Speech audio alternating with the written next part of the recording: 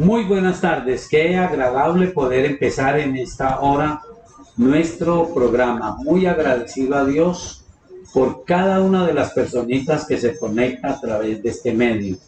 Un domingo espectacular, puedo compartir con cada uno de mis hermanos y las personitas que se conectan con esta red, que Dios nos dio una palabra preciosísima. Fue un tiempo agradable allí en la sede del barrio popular. Fue un tiempo maravilloso. Dios nos dio su presencia, Dios nos bendijo con su gracia. Oramos por algunas personitas. Fue un tiempo maravilloso, un tiempo de protección y de bendición en la sede del barrio Providencia. Y estamos muy seguros que también la mano poderosa de nuestro Dios estuvo allí en Tuluá. Y bueno, un abrazo a cada uno de nuestros hermanos que se conectaron en la mañana, cada uno de los que posiblemente no pudieron asistir a la iglesia, pero estuvieron allí a través de la red. Dios les bendiga, la bendición del Altísimo esté sobre ustedes. Un saludo muy cordial a los hermanos que nos acompañaron.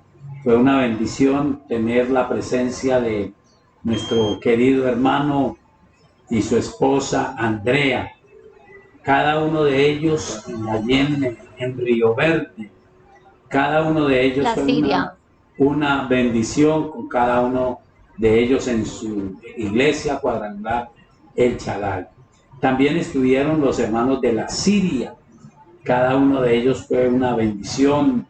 Calarcá, Montenegro y todos los que habitualmente se congregan de la hermosa ciudad de Armenia. Y estamos seguros que allí en Tuluá también Dios llevó la gente de él. Dios hizo la obra porque estamos orando, estamos creyendo, estamos esperando en su mano misericordiosa y poderosa. Así que, en primer lugar, dar gracias a Dios. Y en esta tarde tenemos la oportunidad de orar por las circunstancias que hay en cada vida, en cada familia. Te invito a orar. Soberano Señor, en el nombre de nuestro Señor Jesucristo, te damos gracias porque tú eres Dios en los cielos y en la tierra. Gracias porque eres bueno, Señor, porque mereces todo el honor y toda la gloria. Cada palabra, cada mover de tu espíritu en la sede del barrio Providencia fue una misericordia. Gracias por hablar al corazón de tu iglesia. Gracias por esos hombres y mujeres esforzados a los que el invierno, el frío no los detiene. Los mueve a buscar tu presencia porque tu presencia es nuestra vida. Gracias, Señor, por cada uno de ellos.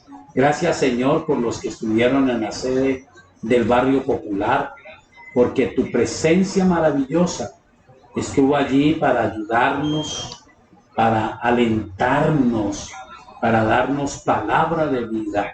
Señor, confirma en el nombre de Jesús de Nazaret los milagros en María Pérside, Señor. Confirma el milagro de liberación, que ese demonio, ese espíritu inmundo de enfermedad se vaya del cuerpo de Cristina Ríos. No le permitimos ejercer señorío, ni dominio, ni autoridad, porque la cubrimos a ella con la sangre preciosa del Señor Jesucristo. Y en el nombre del Señor Jesucristo ordenamos a ese espíritu de enfermedad, lo atamos, lo reprendemos y lo echamos fuera del cuerpo de ella. Pedimos que la gracia de Dios obre en cada persona que esté escuchando este programa, cada persona que no puede conciliar el sueño, que tiene momentos de desesperación, de ansiedad, de temor, estados de pánico, estados de gran depresión. Que esos espíritus inmundos que quieren operar en las vidas de estas personas sean atados, reprendidos y echados fuera, y el Dios que trae paz tome el dominio, tome el control de cada persona. Señor, gracias por obrar misericordia. Gracias por darnos certeza de tu gran obra allí en la familia de nuestra querida hermana que tiene su mamá enferma, Gloria Arias, que pedimos y esperamos que tú obres un milagro de plenitud, de restauración y que permitas el conocimiento de la vida eterna a esta familia, a estas personas. Gracias, Señor, por revelarte a nosotros. Gracias por obrar en la hermosa ciudad de Tuluá, por cada persona que pudo estar allí, Señor, cada persona que pudo conectarse al programa en el Face en esta mañana y cada persona que estuvo en lo presencial allí en Tuluá. Gracias, Señor. Tú eres bueno, tú eres grande en misericordia y estoy seguro que toda persona que me está escuchando, cualquiera que sea su problema y su dificultad, el Dios del cielo extienda su mano de poder y de gracia hacia ti y te toque en esta tarde. El Dios del cielo, en el nombre del Señor Jesucristo, sane tu enfermedad, sane tu dolencia, traiga cambios radicales en tus vidas y te permita tener la bendición de su presencia. Gracias, Señor, por revelarte a nuestras vidas. Gracias por obrar en cada uno de nosotros. Ahora, Señor, queremos reflexionar brevemente en tu palabra. Queremos tomar una palabra que sea para bendición de cada uno de nosotros y que la gracia y la misericordia tuya nos bendiga de manera muy especial. Te bendigo a ti, Señor de la gloria, y te doy gracias. Gracias, Espíritu Santo de Dios, por ayudarnos en el nombre de nuestro Señor Jesucristo. Amén. Bueno, yo quiero compartir una palabra en esta tarde preciosa y es una palabra que encontramos en el Evangelio de San Juan en el capítulo 4, a partir del versículo 32. Es una historia muy conocida. Jesucristo, a propósito para edificarnos, ha ido hacia un lugar donde él sabía que los judíos no eran bien recibidos, donde sabía que habían personas especialmente con un conflicto religioso, pero donde sabía también que había una mujer con problemas morales, con problemas emocionales, que tal vez se sentía alejada de Dios, y él vino y se reveló a esa mujer y empieza a decirnos a nosotros lo que tiene que haber en el corazón de un hombre, de una mujer, y por qué no decir en una iglesia, para poder hacer la voluntad de Dios en este tiempo. Tiempo de multitudes, el tiempo en que ha estado más poblada la tierra, pero es el tiempo en que la gente se siente más sola. Las redes hacen que las personas se metan en cada uno de los programas que hay, en cada una de las aplicaciones, y que tenga 1000 amigos, pero no tenga ni siquiera una persona para compartir. A veces porque se aísla, a veces porque todos estamos sufriendo de la misma circunstancia. El tiempo de las multitudes es el tiempo de la gran necesidad y de la soledad de las personas.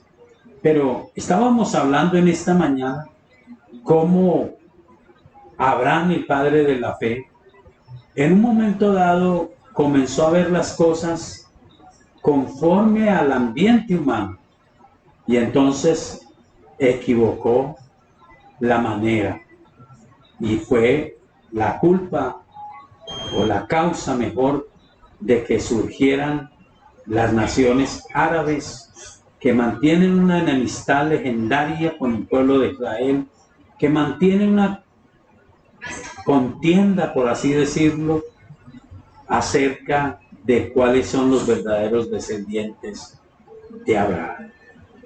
Pero nosotros estamos hablando en esta época de la bendición, no de que se multiplique nuestra iglesia. Yo creo que hay que cambiar un poco la visión. No es querer ser la iglesia más grande de X ciudad o de X nación o de X lugar, porque eso engendra competencia, soberbia, altivez humana. Creo que lo mejor es poder tomar esa posición como iglesia que tomaba el apóstol Pablo. Él decía: me siento deudor a todos los hombres, creo que les debo el evangelio y quiero, él decía, me propongo ganarlos para Cristo. Hago lo que sea. A los que están sin ley me hago sin ley. A los que están bajo la ley me hago como bajo la ley, aunque yo tengo la ley de Cristo, pero quiero ganarlos.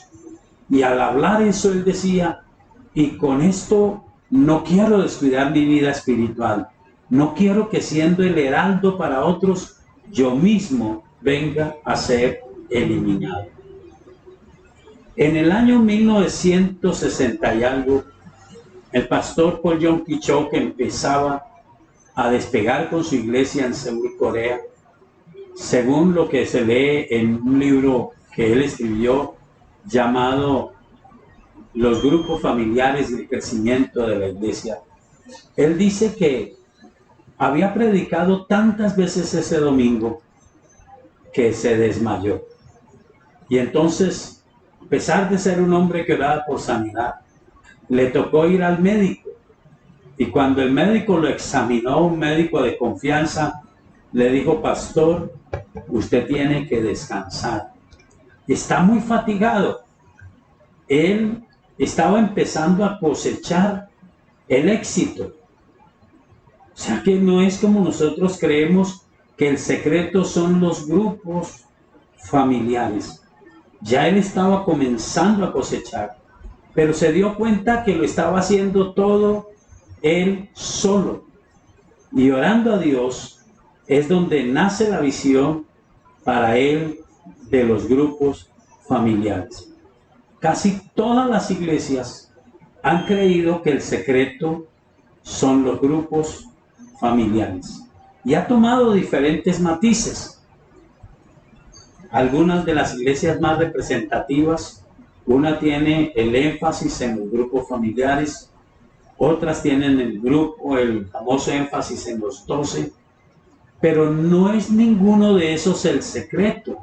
El pastor Paul Yong-Ki-Cho ya iba en crecimiento y el secreto de él fue entender que era la presencia de Dios la que impactaba a la gente, que es cierto lo que dice la escritura en 1 Corintios 3, yo sembré, Apolo regó y el crecimiento lo ha dado Dios.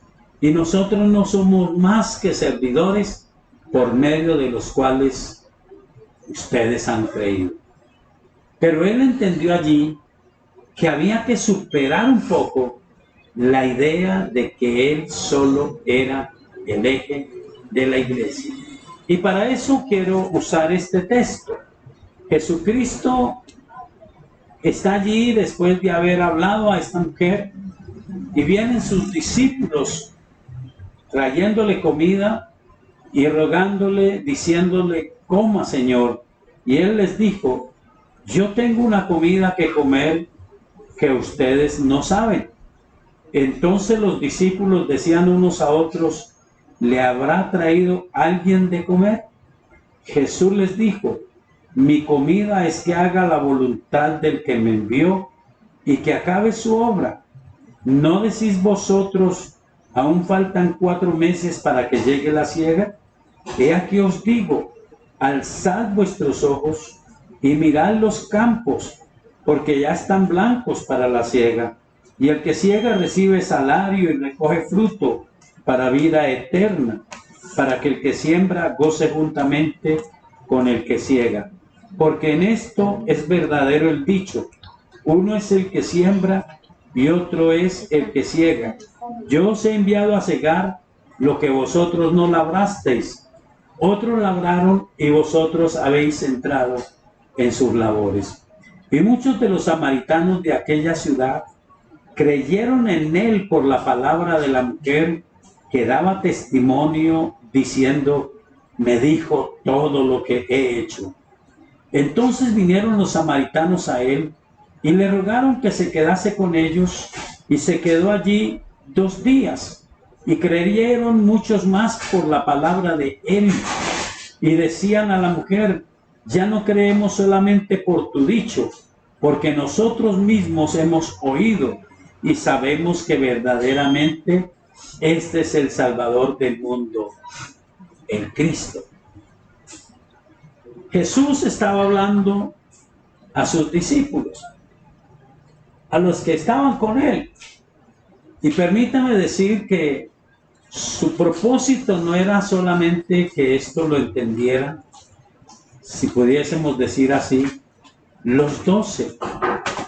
Yo creo que él quería que lo supieran los 70 que enviaba de 2 en 2. Yo creo que él quería que lo supieran todos los que quisieran entrar en la intimidad. No hay un mover de Dios, yo lo creo así, exclusivo, pero sí tiene que haber un entender de cómo es el mover de Dios. Y para eso tenemos que salirnos de la idea de que hay un secreto en la forma. El secreto es en buscar la presencia de Dios. El secreto es que cada uno de nosotros pueda tomar la decisión de ser un servidor de Dios. Y entonces empieza a decirnos la palabra que lo que califica a un servidor, y lo estaba ejemplificando él, es ver cosecha en todo lugar. ¿Me permite cambio los términos? Ver almas para el Señor Jesucristo en todo lugar. No se puede etiquetar un lugar como el lugar inhóspito, estéril, el lugar donde no hay almas para Cristo. Si todos logramos entenderlo, y él dice cómo, él dice mi comida, después de haber caminado, de haber estado tal vez por largas horas esperando un bocado de comida, él dice mi comida, mi necesidad más grande es el hacer la voluntad de Dios. Y la voluntad de Dios es que ninguno se pierda, sino que todos puedan proceder al arrepentimiento.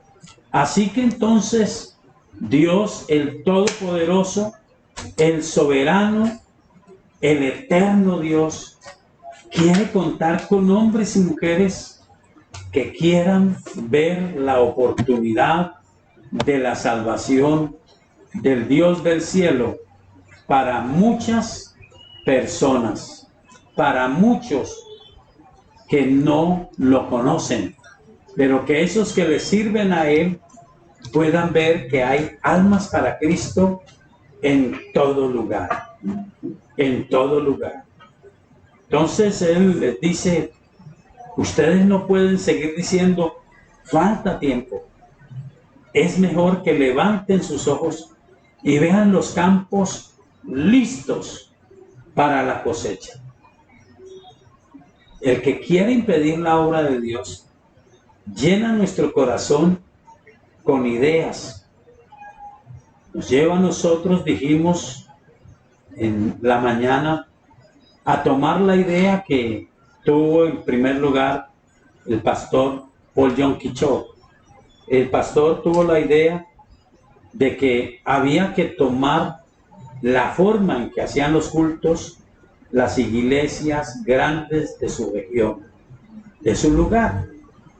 Pero cuando él se desalentó y se fue a orar a Dios, porque buscaba a Dios, Dios le dijo, no te he dicho que mires cómo hacen las otras iglesias.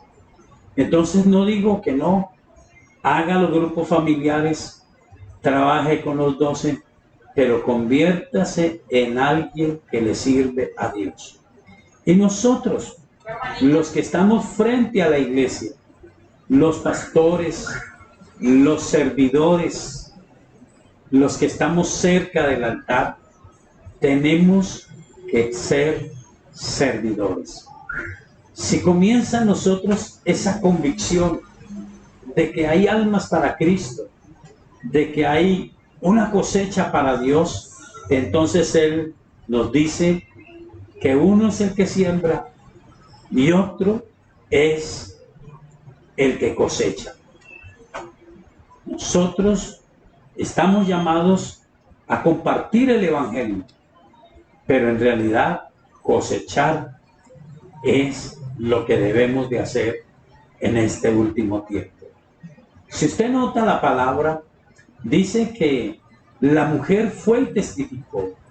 Ella estaba asombrada. Ese fue el primer, si me permite decirlo así, el primer toque de Dios a la gente en Samaria. Una mujer conocida por su vida desordenada, tocada, impactada, diciéndole a la gente que había conocido al Salvador. Y la gente se vino a conocerlo. Pero recuerden, Jesús les habló, su corazón fue despertado de tal manera que por 2 días Él estuvo enseñándoles la palabra. Ahora ellos podían decir, te creemos, mujer, pero no creemos solamente por lo que tú nos has dicho, creemos porque lo escuchamos, porque Él se reveló a nosotros. Es importante. No es completa esta enseñanza. Claro que no. Nos hace falta muchísimo para nosotros podernos convertir en servidores con visión de cosecha. Primero, tener esa pasión por las almas, ver las almas donde nadie las ve. Alguien dijo alguna vez, ver lo que ninguna otra persona ni ningún otro servidor de Dios ve. Entonces esa pasión que el Espíritu Santo acrecienta en nosotros nos hará ver que es tiempo de cosecha. ¿Y qué hay que hacer? Porque si es urgente el sembrar, es mucho más urgente el recoger la cosecha. No sé de qué sabrá usted, pero en lo que yo he conocido, cuando la cosecha no se recoge a tiempo, se pierde el fruto, se pudre, se daña, vuelve a germinar la tierra, pero el fruto que estaba listo no se recoge a tiempo. ¿Cuántas personas en su casa están listas para recibir a Jesucristo? Y hay necesidad. Es el ciclo de la vida espiritual. La Biblia dice por el Espíritu Santo, y todos nosotros debemos de aprenderlo de memoria, no hay acepción de personas. Todo el que invoque el nombre del Señor Jesucristo será salvo. No hay otro nombre dado a los hombres en el cual podamos ser salvos, solo en el nombre del Señor Jesucristo. Pero luego dice, ¿cómo creerán en aquel de quien no han oído? ¿Cómo oirán si no hay quien les predique? ¿Y cómo predicarán si no fueren enviados? Los que levantan sus ojos y ven los campos listos para la cosecha, saben que el secreto no es tratar de sonsacar a los 2 o 3 que están en otra iglesia. El secreto es ver las almas para Cristo en un mundo enfermo, donde hay 300,000 personas sin Cristo, donde hay ciudades tan grandes en Colombia de 10 millones de habitantes y nos asombra una iglesia de 1 millón de personas, pero ¿cuántas personas están sin ir a una iglesia? ¿Cuántas personas no conocen a Jesucristo? Dios bendiga la hermosa tierra del Quindío, Dios bendiga la ciudad de Armenia, cada una de las veredas y de los pueblos, cada uno de los corregimientos, cada una de las ciudades del valle, la hermosa ciudad de Tuluá. Pero Dios necesita esos hombres y esas mujeres que pueden ir y decir: Jesucristo es el Salvador y es la solución, es la vida eterna, es el que liberta, es el que cambia, es el que transforma. Imposible hacer eso si no está Cristo en el corazón. Te pido que en esta tarde hagas esta oración conmigo en primer lugar. Señor Jesucristo, yo estoy convencido en mi corazón de que eres el Salvador y que no hay otro. Te ruego, Señor Jesucristo, que me perdones, que me limpies de todos mis pecados con tu sangre preciosa. Señor Jesucristo, escribe mi nombre en el libro de la vida y no dejes que sea borrado jamás. Ahora, Espíritu Santo, ayúdame para dejar los rudimentos y madurar y convertirme en un servidor tuyo, en alguien que tiene la visión de la cosecha, y que en esta tarde tú me regales esa visión y esa pasión por las almas para Cristo. Gracias, Señor. Gracias, Espíritu Santo, que en mi corazón haya ese fuego y ese amor por hacer la obra del Dios del cielo. Si hiciste esta oración, te animo para que te comuniques con nosotros al WhatsApp 315-458-9562. Será interesante, será una bendición poderte ayudar en la vida espiritual. Bueno, continuaremos con nuestra parte del programa Biblia Abierta, respuestas a las preguntas razonables.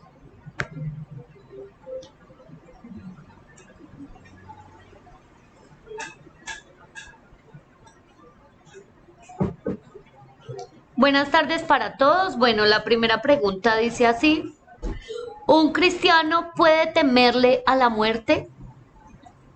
Muy buenas tardes. Doy respuesta a la pregunta: ¿un cristiano puede temerle a la muerte? En primer lugar, tengo que decir que en realidad nosotros no fuimos creados para la muerte, fuimos creados para la vida. Y sin ser egoístas, puedo decir que puede haber un cierto temor, un cierto rechazo a la muerte. Eso es natural, que haya un cierto rechazo a la muerte. Pero cuando conocemos al Señor Jesucristo y cuando le servimos a Él, creo que podemos tomar esta posición que había en el apóstol Pablo. El apóstol Pablo, tal vez como ninguno de nosotros, habla de traiciones, habla de persecuciones, de aflicciones y lastimosamente habla de falsos hermanos. Pero no por eso él desistía ni aborrecía la iglesia. Había un amor especial de él hacia Dios y había un amor especial de parte de él hacia la iglesia. Creo que un cristiano que aborrece la iglesia, que tiene conflictos y luchas, aunque esté en otra congregación, si ha salido de una iglesia y odia y repudia y rechaza, a menos que se le haya hecho daño, es alguien que tiene la muerte en su corazón. Es una muerte espiritual. Y esa persona tendrá pavor a la muerte. El apóstol Pablo tenía el temor natural a la muerte. Pero en Filipenses, en el capítulo 1, empezando en el versículo 1, él dice, en el versículo 21, perdón, porque para mí el vivir es Cristo y el morir es ganancia. Eso decía él, para mí el vivir es Cristo y el morir es ganancia. Mas si el vivir en la carne resulta para mí en beneficio de la obra, no sé entonces qué escoger, porque de ambas cosas estoy puesto en estrecho, teniendo deseo de partir y estar con Cristo, lo cual es muchísimo mejor, pero quedar en la carne es más necesario por causa de vosotros, y confiado en esto sé que quedaré, que aún permaneceré con todos vosotros para vuestro provecho y gozo de la fe, para que abunde vuestra gloria de mí en Cristo Jesús por mi presencia otra vez entre vosotros. Recordemos que Él está preso y que muchos hermanos tal vez se angustiaban y le decían que temían que lo mataran. Y Él dijo, bueno, si yo muero, porque posiblemente por el Espíritu Santo sabía y tenía firme en su corazón esa verdad expuesta por el Señor Jesucristo en San Juan capítulo 11. ¿La recuerda? Jesucristo dijo, yo soy la resurrección y la vida. El que cree en mí no morirá. El que cree en mí no muere, pasa de muerte a vida. Así que esto estaba en el corazón de él. Pero ¿qué dice él? No tengo ese temor de la muerte, pero no quiero la muerte. Quiero ser útil a la obra de Dios. Y entonces, si me pusieran a escoger estar en la presencia de Dios y descansar de la lucha, de las intrigas, pero me ponen a ver la necesidad de la obra, estoy en estrecho. Parece, según el contexto que él dice, prefiero seguir siendo útil a la obra de Dios. ¿Tiene temor de morir? Pregúntese qué tan útil es usted en la obra de Dios. Si usted es una persona inactiva, si es alguien que se ha dejado amargar el corazón, entonces la muerte ya está en su corazón, la muerte espiritual. Renuncia a la muerte espiritual, aférrese a la vida eterna que es Jesucristo.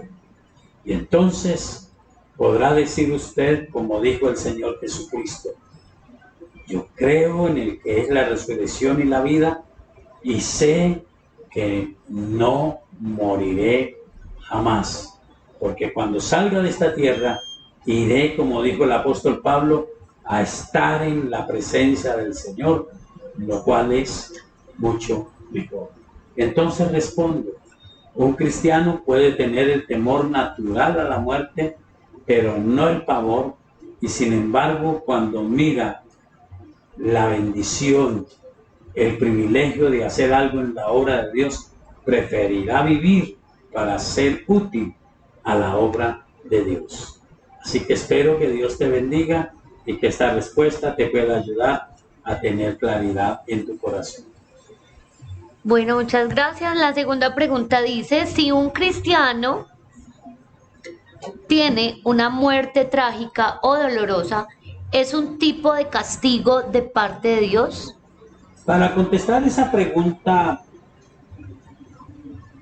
recordemos que el Señor Jesucristo, si usted lo quiere ver así, tuvo una muerte trágica y dolorosa, porque dice la historia, la ciencia médica, que la muerte por crucifixión era algo que lo hacían de tal manera que empezara a faltarle la fuerza al que estaba crucificado y entonces se fuera desgonzando, se fuera fatigando y sus pulmones llegaran a causarle una muerte muy dolorosa.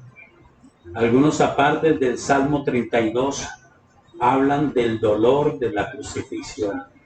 Jesús lo sufrió por nosotros y no fue un castigo, fue el pago por el perdón de nuestros pecados, fue el pago por llevar sobre su propio cuerpo nuestros dolores y enfermedades. Pero hay otro ejemplo en Hechos capítulo 7, y es, permítame decirlo, el hombre que Dios usa. Dios seguramente tenía ya en su corazón llamar a ese jovencito llamado Saulo de Tarso. Pero este es el hombre, permítame decirlo así, este es el hombre que Dios usa para darle respuesta y salvar el alma, revelarse al apóstol Pablo. Puede leer toda la historia, pero yo voy a leer solamente el versículo 54.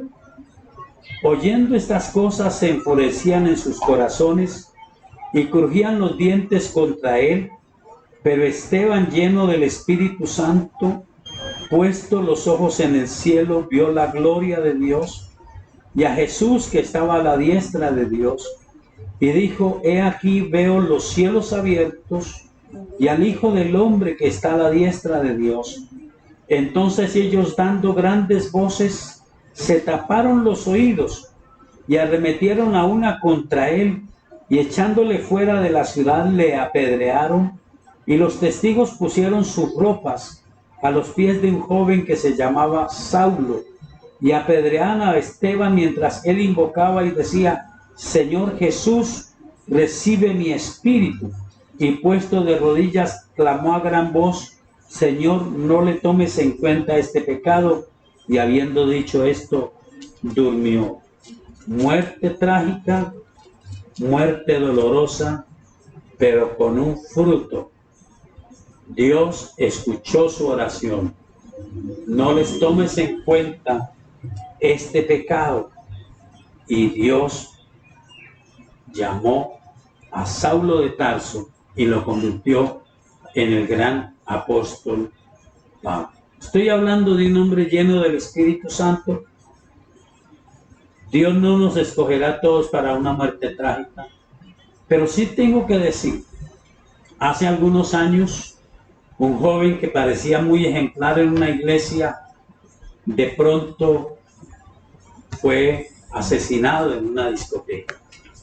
Dice la historia, fue una historia real, que el pastor comenzó a hacer unos días de ayuno y él en su oración decía: diablo mentiroso, atrevido, ¿cómo pudiste tocar a ese joven que era tan ejemplar, que hacía la voluntad de Dios?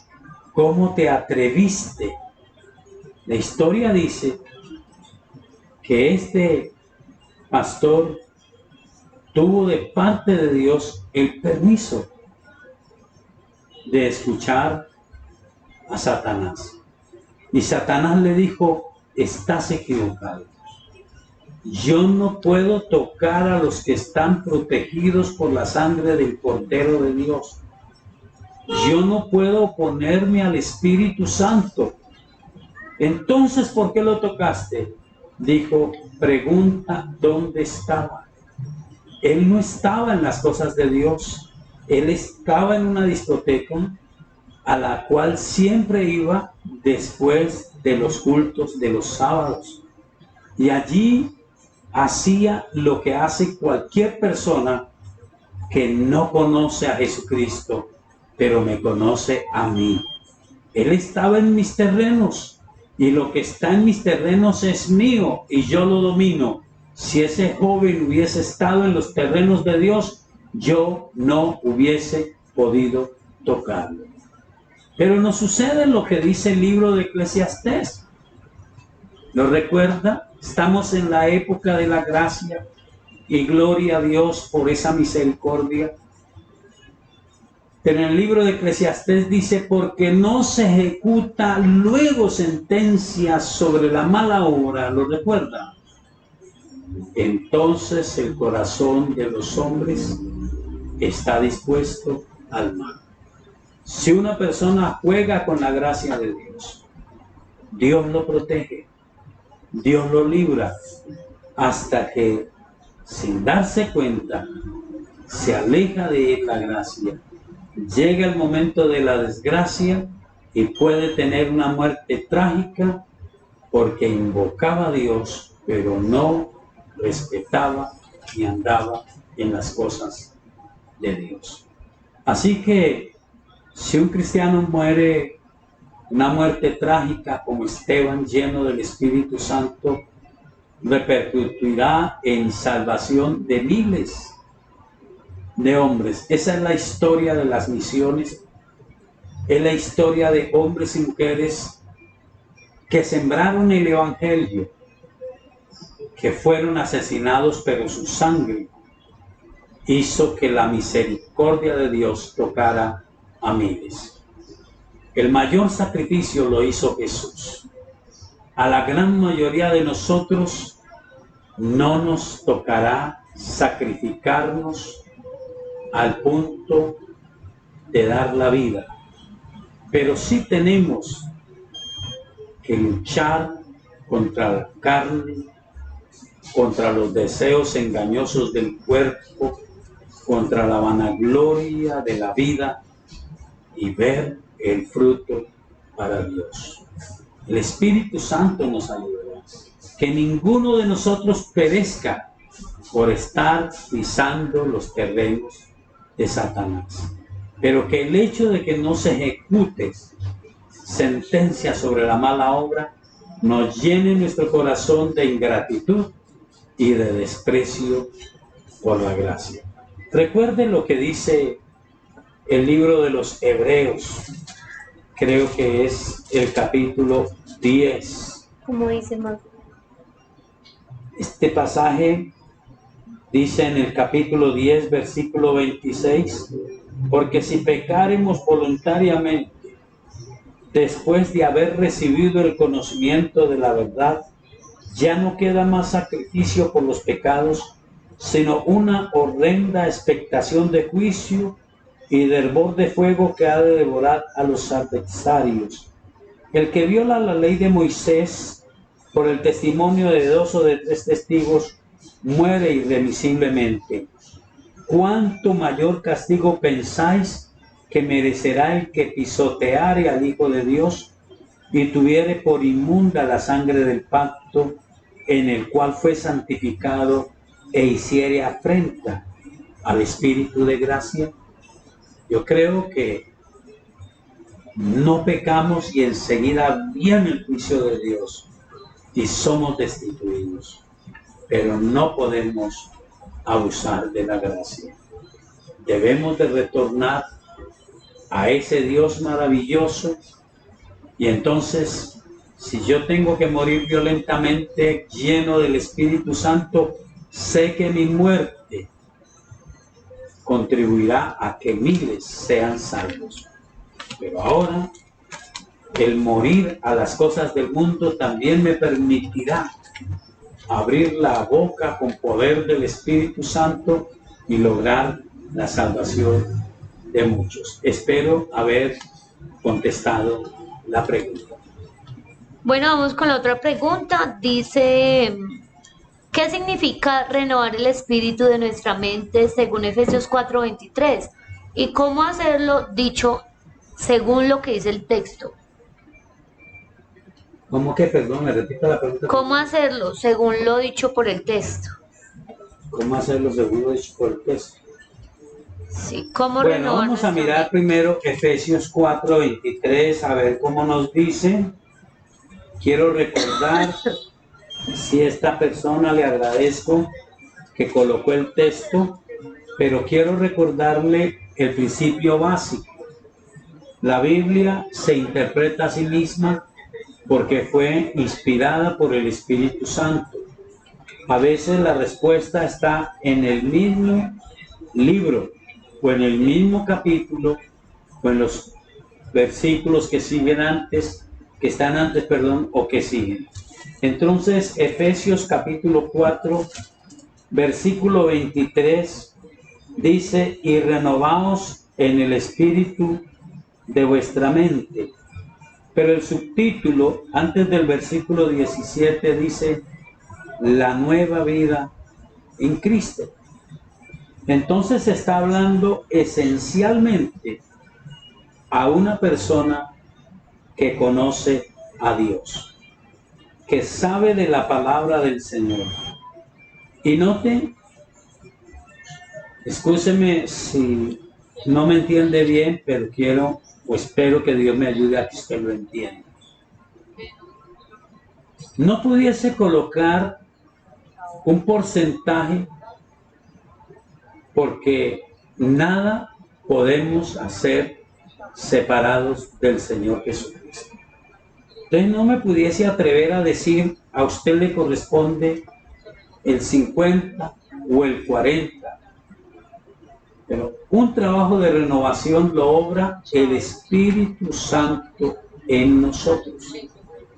Si quieres saber sobre cómo tener una vida en el Espíritu, sabiendo que todos hemos sido sellados con el Espíritu Santo, según este mismo pasaje, este mismo libro, capítulo 1, versículo 13, desde el día que creímos.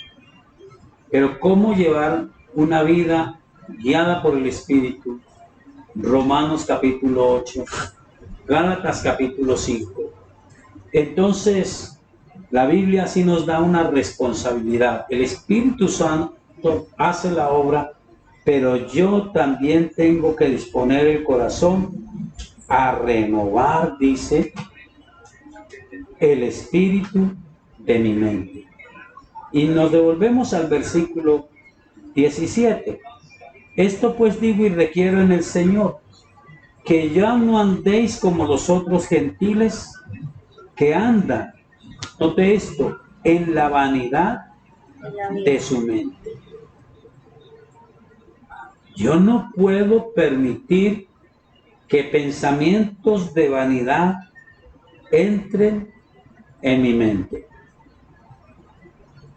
Es variado lo que yo puedo decir aquí, porque es diferente la manera. Pero así como se mete un espíritu de rivalidad, un espíritu de rebeldía, un espíritu de terquedad en la gente del común, Dios nos guarde, se pudiese meter en nosotros. Alguien alguna vez habló de lo que se llama rebeldía pasiva. Entonces colocaron el ejemplo de un niño en la escuela dominical que era muy salido, no obedecía, molestaba a sus compañeritos, no escuchaba y respetaba a los maestros. Entonces la maestra llamó a su mamá, encontró una mamá condescendiente y le dijo, condescendiente con la maestra, y le dijo: hermana, su niño causa mucho problema, queremos ayudarlo, pero ayúdenos, dígale que respete la clase, dígale que se somete. Su mamá lo llamó, le exigió respete la clase, haga caso a la maestra. Próxima clase, el niño estaba formando el mismo alboroto y la maestra le dijo: fulanito, hágame el favor de guardar silencio, de callarse y de sentarse. El niño, con una cara malhumorada, dijo: sí, señora, yo me voy a sentar. Y se sentó. Y le dijo: estoy en el cuerpo sentado, pero en el corazón estoy de pie. Rebeldía pasiva. La vanidad de la mente es creer también que somos más que los demás. La vanidad de la mente es caer en las pasiones juveniles. Yo le llevo la idea a otros, otros me llevan la idea a mí. ¿Pero qué dice? Esto lo hacen los que tienen el entendimiento entenebrecido, ajenos de la vida de Dios por la ignorancia que en ellos hay. Número 2, por la dureza de su corazón. La vanidad de la mente está muy relacionada con la dureza de corazón. Y esa dureza de corazón, dice, hace que se pierda la sensibilidad espiritual, hace que se pierda el sentido de hacer las cosas para agradarle a Dios. Miremos, dice, los cuales después que perdieron toda sensibilidad, se entregaron a la lascivia para cometer con avidez toda clase de impureza. Mas vosotros no habéis aprendido así a Cristo, si en verdad le habéis oído y habéis sido enseñados por él, conforme a la verdad que está en Jesús. En cuanto a la pasada manera de vivir, despojaos del viejo hombre, que está viciado conforme a los deseos engañosos. Entonces viene esa actitud humana, pero yo, permítame decirlo así, antes de poderme someter a otros, tengo que someter esa debilidad humana a la voluntad de Dios, al quererle agradar a Dios. Y es tan radical que dice que yo me despojo del viejo hombre y me visto del nuevo hombre, creado según Dios en la justicia y santidad de la verdad. Así que estos son actitudes que tenemos que tomar cada uno de nosotros, y no como se hace en el mundo. Yo no puedo temer a Dios por amenaza de la pastora, de un líder. Yo tengo que temer a Dios porque sé que darle lugar a los deseos engañosos de la carne harán inútil la obra del Espíritu de Dios en mi vida. Yo no quiero eso. Yo quiero más bien, como dice Gálatas, como dice Romanos, hacer morir las obras de la carne. Y yo tengo que hacerlo. Soy yo el que me despojo del viejo hombre y me revisto del nuevo. No se permita de ninguna manera, mi amado, mi amada, si usted es alguien que asiste a la iglesia, en ninguna manera se permita salir de una reunión y permitir a su corazón llenarse de ira, llenarse de enojo por una corrección, por algo que usted sabe que lo necesita su alma, pero es que su carne le rechaza.